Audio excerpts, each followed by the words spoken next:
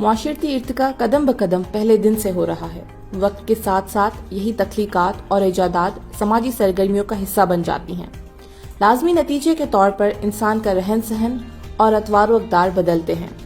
اسی تحقیق اور تخلیق کو ذہن میں رکھ کر شعور فاؤنڈیشن نے اپنے پروجیکٹ تفہیم کے تحت ایک سوشل ایکشن پروجیکٹ بنام ترویج تحقیق برائے بین المسالک ہم آہنگی اور سماجی رواداری کے عنوان سے نظام المدارس صوفیہ خدا کی بستی سرجانی ٹاؤن کراچی میں منعقد کیا. اس سوشل ایکشن پروجیکٹ کو نظام المدارس صوفیہ کے طالب علم سمیر نظامی نے لیڈ کیا. اس پروجیکٹ میں 100 سے زیادہ طلباء جو مختلف مکاتب فکر کے مدارس سے تعلق رکھتے تھے نے شرکت کی.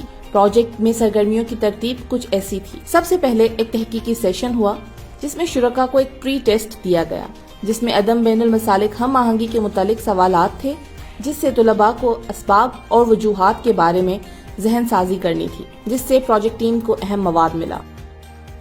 اس کے بعد مختلف علماء کے تحقیق پر اظہار خیال کا سیشن ہوا. سیشن میں مختلف مکاتب فکر کے علماء نے شرکت کی اور مدارس کے طلباء کو اس بات پر تلقین کی کہ وہ تعلیم اور تعلم کے ساتھ ساتھ تحقیق کے پہلو کو مضبوطی سے تھامے رکھیں.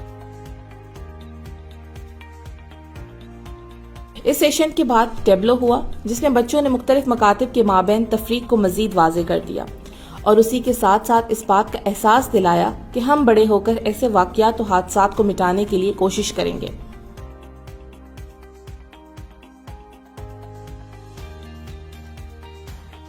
ٹیبلو کے بعد گوشہ کتب کا انعقاد ہوا جس میں مختلف مکاتب فکر کے طلباء اپنے اپنے مکتبہ فکر کے کتب لے کر آئے تھے. اس پر اس مکتبہ فکر کے نمائندوں نے حاضرین کو سیشن دیا.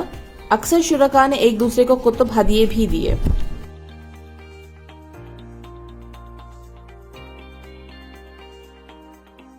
اس کے بعد قومی یکجہتی کا سیشن ہوا. تمام شرکاء ماورا اس کے کہ وہ کس مکتبہ فکر سے تعلق رکھتے ہیں نے حصہ لیا.